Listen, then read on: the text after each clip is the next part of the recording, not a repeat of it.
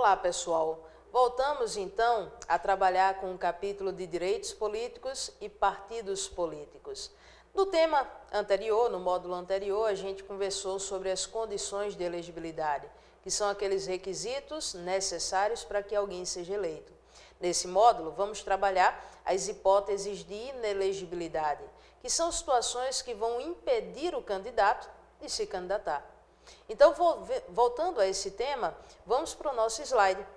A gente pode dividir a inelegibilidade em absoluta ou inelegibilidade relativa. A absoluta é aquela que impede o sujeito de se candidatar a todo e qualquer mandato eletivo, enquanto que a inelegibilidade relativa o impede de se candidatar a alguns mandatos, mas permite que ele se candidate a outros mandatos. Por exemplo, inelegibilidade absoluta, analfabeto. Ele não pode se candidatar a nenhum mandato eletivo. Então, ele é absolutamente inelegível. Já a inelegibilidade relativa, pode se candidatar a alguns, não podem se candidatar a outros. Então, o sujeito que já foi presidente por 4 anos e reeleito presidente por mais 4, ele se torna agora inelegível ao cargo de presidente. Mas ele pode, por exemplo, se candidatar a deputado, se candidatar a senador. Então, a gente diz que essa inelegibilidade ela é relativa. Ela permite que o sujeito se candidate a alguns cargos, mas o proíbe de se candidatar a outros cargos. Então, vamos ver primeiro os casos de inelegibilidade absoluta. São absolutamente inelegíveis, como eu falei, os analfabetos, que podem votar, mas que não podem ser eleitos, e os não alistáveis, que são aqueles que não podem fazer alistamento eleitoral, como o estrangeiro, o conscrito durante o serviço militar obrigatório. Então, essas hipóteses de inelegibilidade absoluta, elas devem estar dispostas de forma expressa na Constituição, não sendo permitido a lei infraconstitucional criar qualquer outra hipótese de inelegibilidade absoluta. Já as inelegibilidades relativas, conforme a Constituição, podem se dividir em motivos funcionais, motivo de casamento, parentesco ou afinidade, pela condição do militar, ou nas demais hipóteses previstas em lei. Aqui a gente já pode tirar a conclusão de que é possível a lei infraconstitucional criar outras hipóteses de inelegibilidade, desde que elas sejam relativas. A gente vai começar com o primeiro tópico, que é a inelegibilidade por motivo funcional. Então vamos para o nosso slide. O motivo funcional, o próprio nome já diz, a inelegibilidade ela se dá por causa da função que o candidato exerce. Essa inelegibilidade que a gente vai ver, ela se aplica aos chefes do Executivo. Então, presidente da República, governador de Estado, prefeito de município. Governador pode ser de Estado ou do Distrito Federal. A regra vai ser sempre a mesma. O chefe do Executivo pode ser eleito por 4 anos e pode ser reeleito por mais 4 anos. A partir daí, ele se torna inelegível ao cargo do titular e ao cargo do vice. Por exemplo, presidente da República pode ser eleito por 4 anos, pode ser reeleito por mais 4 anos. Mas a partir daí ele vai ficar inelegível no mandato subsequente ao cargo de presidente e também ao cargo de vice. Por que também ao cargo de vice? Para evitar fraude. Poderia acontecer de nós termos um candidato, por exemplo, Lula, presidente 4 anos, depois candidatou-se novamente e foi presidente por mais 4. Ele agora não poderia ser, no período imediatamente subsequente, presidente nem vice. Porque se ele fosse vice, poderia gerar alguma fraude. Por exemplo, no terceiro mandato, Dilma presidente, Lula vice. Dilma poderia renunciar ao seu mandato e Lula assumiria, pelo terceiro mandato subsequente, na condição de presidente da República. Então, para evitar esse tipo de situação, a pessoa que já foi titular, candidatando-se novamente a titular, eleito e reeleito, no terceiro mandato subsequente, ele ficaria inelegível a presidente e ao cargo de vice-presidente. A mesma regra vale para o governador e para o prefeito. Mas esse candidato, ele pode se candidatar a qualquer outro mandato eletivo. Então, por exemplo, o presidente foi eleito 4 anos, reeleito por mais 4 anos, e agora ele se torna inelegível a presidente e a vice. Mas ele é elegível a qualquer outro mandato, como governador de estado, deputado estadual, deputado federal ou senador. ele é elegível para qualquer um desses cargos, desde que ele renuncie ao seu mandato 6 meses antes do pleito. Essa renúncia 6 meses antes da eleição, a gente chama de período de desincompatibilização. Ou seja, o titular do mandato se afasta 6 meses antes do pleito para concorrer a qualquer outro mandato eletivo, sem que com isso ele utilize a máquina administrativa em prol da sua eleição. Se o candidato fosse presidente de novo, ficasse até o final do seu mandato e concorresse às eleições, por exemplo, a deputado, a senador, na condição ainda de presidente, ele poderia começar a utilizar a máquina pública para ajudar na sua eleição a outro mandato. Por exemplo, fazendo campanha política para senador por meio da TV estatal, ou, por exemplo, distribuindo panfletos de eleição por meio dos correios e assim por conseguinte. E assim ele vai utilizando a máquina pública para financiar a sua eleição indiretamente. Para que isso não aconteça, qualquer outro mandato que o presidente, governador ou prefeito queira exercer, ele tem que renunciar 6 meses antes do pleito, chamado período de desincompatibilização.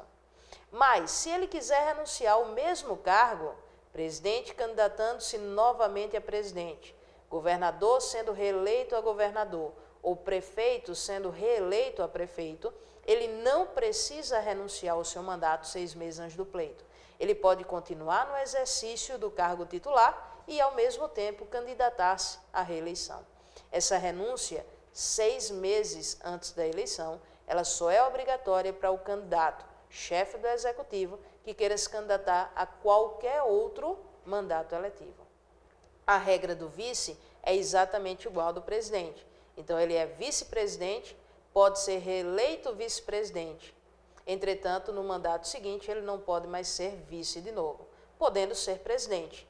Então, pode acontecer do vice ser vice, reeleito a vice, e depois se candidatar a presidente, desde que ele não tenha substituído ou sucedido o presidente nos 6 meses anteriores ao pleito. Se isso acontecer, ele só pode concorrer a mais uma de presidente, e não presidente e presidente de novo.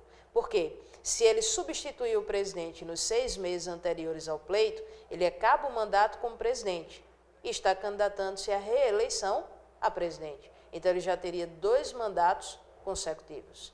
Então, se ele não substituir o presidente ou sucedê-lo nos 6 meses anteriores ao pleito, o vice pode se candidatar a presidente e depois ser reeleito presidente.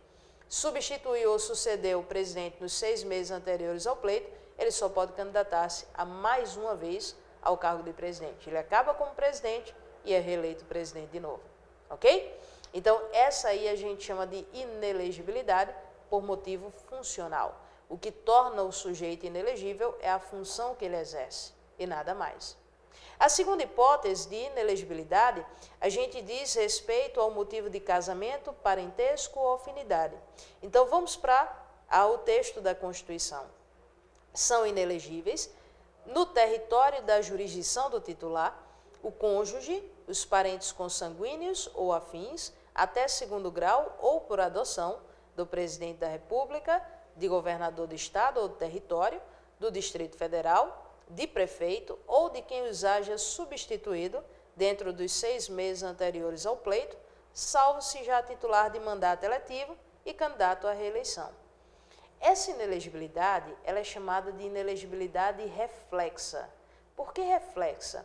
Porque ela não atinge o presidente, o governador e o prefeito, ela atinge os seus parentes. Então, a nossa Constituição começa dizendo: são inelegíveis no território da jurisdição do titular o cônjuge e os parentes consanguíneos ou afins até 2º grau. Ou seja, a inelegibilidade não atinge o presidente, o governador e o prefeito. Ela atinge o parente do presidente, do governador e do prefeito, parente esse consanguíneo ou por afinidade até 2º grau, ou ainda o cônjuge. Então, por exemplo, o sujeito é prefeito de Recife. Se ele é prefeito de Recife, o território da jurisdição dele, a circunscrição em que ele está, é Recife. Então, o seu parente até 2º grau, ou o seu cônjuge, marido ou esposa, se tornará inelegível em Recife. Por exemplo, o filho do prefeito de Recife não pode se candidatar a prefeito ou a vereador de Recife, porque ele fica inelegível no território da jurisdição do titular, do seu pai. Agora, se esse filho do prefeito já detém um mandato eletivo e está se candidatando à reeleição, aí ele pode. Então, por exemplo, quando o pai dele foi eleito prefeito de Recife, o seu filho, na mesma eleição, foi eleito vereador por Recife. Na eleição subsequente, o seu pai pode se candidatar à reeleição a prefeito de Recife e ele, como já exerce o mandato eletivo, também pode se candidatar à reeleição de vereador, por causa da ressalva no finalzinho, salvo se já titular de mandato eletivo e se candidatando à reeleição. Vamos subir para o governador? Um sujeito é governador de Pernambuco, então o território da circunscrição dele é Pernambuco. O seu cônjuge ou o seu parente consanguíneo ou afim até segundo grau ficará inelegível em Pernambuco. Então, se, por exemplo, um sujeito é governador de Pernambuco, o filho dele não pode se candidatar nem a governador de Pernambuco na eleição seguinte, nem a vice-governador de Pernambuco, nem deputado estadual, nem deputado federal e nem senador por Pernambuco. Porque apesar de ser deputado federal e senador, eles são eleitos por estado. Então, em Pernambuco, eles não podem se candidatar. Podem se candidatar por outro estado, Paraíba, por exemplo? Pode, sem nenhum problema. Mas em Pernambuco eles são inelegíveis, salvo se ele já for detentor de mandato eletivo e estiver se candidatando à reeleição. Isso aconteceu aqui em Pernambuco. Eduardo Campos, em 2006, foi eleito governador de Pernambuco e a sua mãe, Ana Reis, foi eleita deputada federal de Pernambuco. Em 2010, Eduardo Campos foi reeleito governador de Pernambuco e a sua mãe foi reeleita deputada federal de Pernambuco. Isso era possível porque ela já era detentora de mandato eletivo e estava se candidatando à reeleição. Então, sem nenhum problema. E se o sujeito é presidente da República, o território da jurisdição dele é o Brasil inteiro. Então, o seu cônjuge ou parente consanguíneo afim até segundo grau se tornará inelegível no Brasil inteiro, exceto se ele já for detentor de mandato eletivo e estiver se candidatando à reeleição. Entretanto, tem uma exceção para isso. Isso aconteceu no Rio de Janeiro, por exemplo, no caso de Antony Garotinho e Rosinha Mateus, que eram casados, marido e esposa. Se o presidente, governador ou prefeito for detentor de mandato eletivo, tiver lá os 4 anos, e for cabível reeleição, eles podem renunciar ao mandato 6 meses antes do pleito, para que no seu lugar concorra o cônjuge ou parente consanguíneo por afinidade até segundo grau. Mas notem que são necessários alguns requisitos. Primeiro, ele é detentor do mandato eletivo e tem que ser possível a reeleição. Para isso, ele tem que estar no primeiro mandato, porque se ele já está no segundo mandato, ele não pode ser reeleito o terceiro mandato seguinte. Então, ele tem que estar no primeiro mandato e ser cabível à reeleição. Segundo requisito, ele tem que renunciar ao seu mandato 6 meses antes do pleito. Se ele renuncia ao mandato 6 meses antes do pleito, então o seu parente consanguíneo, até segundo grau, ou por afinidade, ou ainda o cônjuge, pode se candidatar no mesmo território da jurisdição do titular. Isso aconteceu com Antony Garotinho e Rosinha Mateus. Antony Garotinho estava no seu primeiro mandato como governador do Rio de Janeiro. Ele renunciou 6 meses antes do pleito. E no Rio de Janeiro, quem se candidatou a governadora foi Rosinha Mateus, que era sua esposa. Isso porque ele estava no primeiro mandato, era cabível a reeleição e ele renunciou 6 meses antes do pleito. Então não tem nenhum problema, aí sim o seu parente pode se candidatar. Então essa é a segunda hipótese de inelegibilidade. A terceira hipótese diz respeito à condição do militar. O militar é uma figura à parte no direito. Por quê? A Constituição diz que o militar em atividade não pode ser filiado a partido político. Isso para evitar misturar a política com o Exército, Marinha, Aeronáutica, Polícia Militar e Bombeiros Militares. Mais um resquício de uma Constituição pós-ditadura militar. Então, o militar não pode, enquanto estiver em atividade, não pode se filiar a partido político. Por outro lado, na nossa Constituição Democrática, nós colocamos de forma expressa que o militar é elegível. Então, ele pode se candidatar, ele pode ser eleito, mas enquanto estiver em atividade, ele não pode ser filiado a partido político. Para garantir a compatibilização dessas duas regras, o Supremo criou uma orientação. Por quê? Vimos em um módulo anterior que uma das condições de elegibilidade para que uma pessoa seja eleita é ela ser filiada a partido político. O militar pode ser eleito, mas enquanto ele estiver em atividade, ele não pode se filiar a partido político. Parece haver uma incompatibilidade. E o Supremo, para resolver isso, criou uma orientação dizendo o seguinte: o militar em atividade, como ele não pode se filiar a partido político, ele vai dar uma autorização expressa a um partido político da sua vontade, para que esse partido, munido da autorização, registre a candidatura dele em nome dele. Uma vez registrada a candidatura, ele vai se afastar da atividade e se filiar ao partido político. Quando começa aquele horário eleitoral gratuito, ele já está filiado a um partido político e já aparece no horário eleitoral daquele partido político. De forma que ele, no ato do registro da candidatura, não é filiado, mas assim que o registro é feito, aí sim ele se afasta e se filia ao seu partido político. E a Constituição traz algumas regrinhas para o caso do militar. Então vamos voltar para o nosso slide para a gente verificar essas regras. Diz a Constituição que o militar é elegível, porém tem que ser atendidas as seguintes condições. Primeira delas, se o militar contar com menos de 10 anos de serviço, deverá afastar-se da atividade. Segunda, se o militar contar com mais de 10 anos de serviço, será agregado pela autoridade superior e, se eleito, passará automaticamente no ato da diplomação para a inatividade. Então, a gente divide os militares pelo seu tempo de serviço. Se o militar tem menos de 10 anos de serviço, ele se afasta da atividade para se candidatar. Então, ele daria a autorização ao partido, o partido faria o registro da sua candidatura e, a partir daí, ele se afasta da atividade. Mas se o militar tiver mais de 10 anos de serviço, ele não precisa se afastar definitivamente. Diz a Constituição que ele será agregado pela autoridade superior. Esse termo agregado funciona como uma espécie de licença sem vencimento. Então, ele não se afasta definitivamente do cargo, ele se afasta temporariamente, ele vai ser licenciado. E aí ele pode se candidatar. Se ele for eleito, no ato da sua diplomação, quando é reconhecida a legitimidade da sua eleição, aí ele vai para a inatividade, ele vai para a reserva militar. Então, tem que decorar essas duas regrinhas. Militar menos de 10 anos de serviço, se afasta. Mais de 10 anos de serviço, será agregado e, se eleito, vai para a inatividade. E a gente ainda tem aquelas hipóteses de perda ou suspensão dos direitos políticos. Vamos para o nosso slide. A Constituição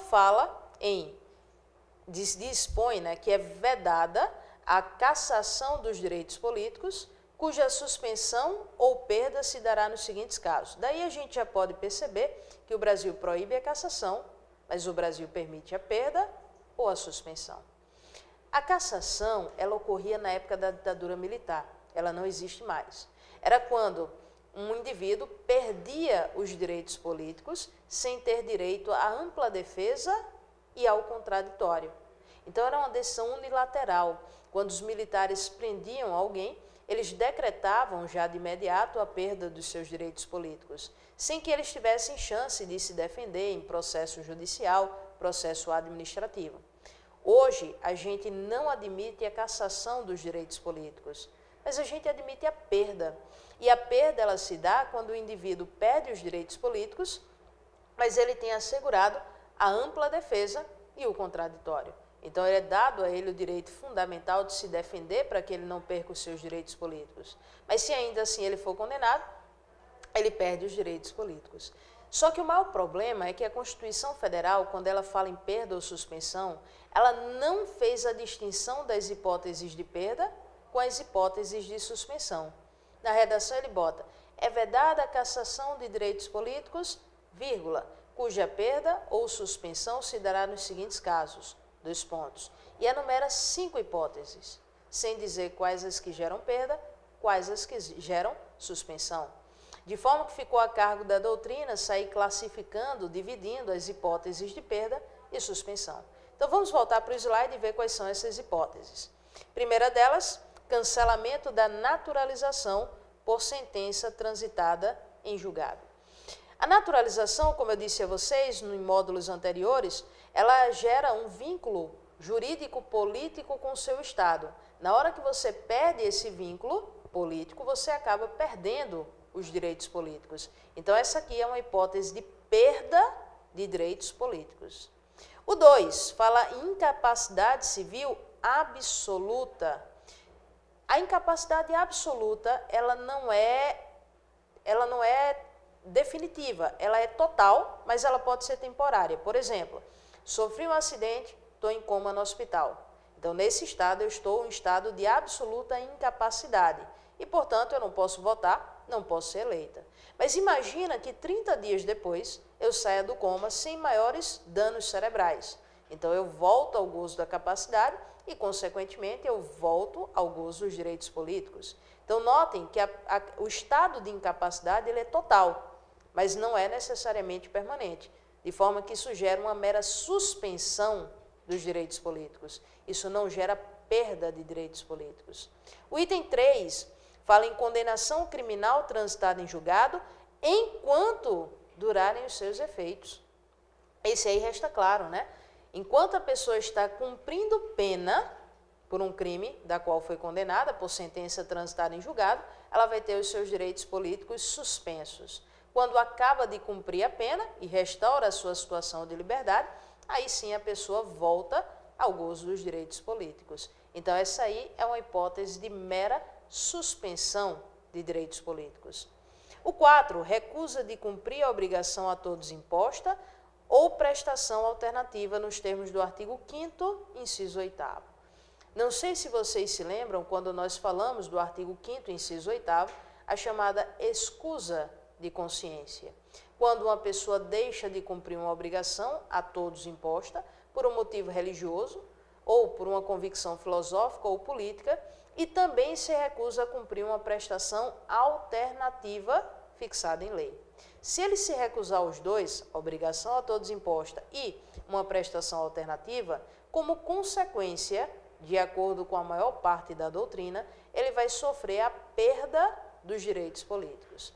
Nessa hipótese, especificamente, há divergências. Existem alguns doutrinadores que entendem que isso é uma hipótese de suspensão, existem outros que entendem que isso é uma hipótese de perda. A maior parte das bancas, as bancas mais renomadas, como o CESP, como o FCC, quando essa questão ela é abordada em prova, normalmente cai dizendo que é uma hipótese de perda de direitos políticos e não de suspensão. Então, vamos adotar na nossa prova a corrente que é adotada pela maioria, que é adotada pelas principais bancas, que é a hipótese de perda de direitos políticos. E o último, fala em probidade administrativa, nos termos do artigo 37, parágrafo 4º. Esse não há dúvidas. A Constituição Federal diz que se trata de uma hipótese de suspensão de direitos políticos. Esse está expresso na Constituição, no artigo 37.